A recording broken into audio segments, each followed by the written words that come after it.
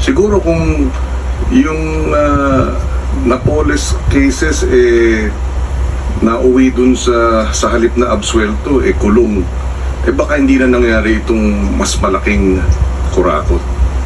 Plunder yung mga kaso nun nakakulong na nga pero na-absuelto, na-release ng korte, pinakawalan ng ating hudikatura. So ang dulo nito lahat naman hudikatura So kung maaari maging sinyales din sa hudikatura ng taong bayan pag nakitang mabagal ang hudikatura, baka pati sila irali ng ating mga kababayan. Well said, Senator Pangilinan. Ilocos Norte. Well, let's recognize. It is just a manifestation, Mr. President.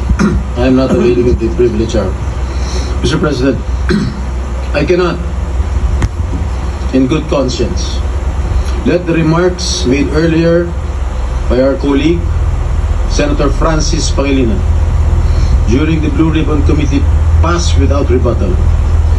His comments, while not naming us directly, were laced Sabi po ni with Senator Pangilinan, wala po siyang binanggit na pangalan.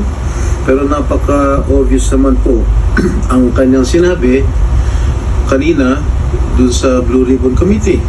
Ang sabi niya, if I may quote, well, if I may, kung maaari ko siguro i-komento, siguro kung yung Napoles cases inauwi doon, halip na absuelto, kulong, baka hindi na nangyari itong mas malaking kurakot.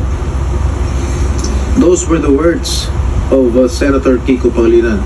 Sino bang pinatatamaan niya? Sino bang pinatatamaan mo? Di ba? It's very obvious that I was being alluded to. Remember, Mr. Senator Pangilinan, that I was acquitted by the court. Are you questioning the decision of the court acquitting this representation? You're a lawyer. I'm not.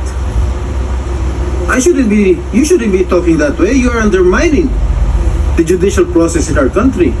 You being a member of the bar. Thank you, Mr. President. Next,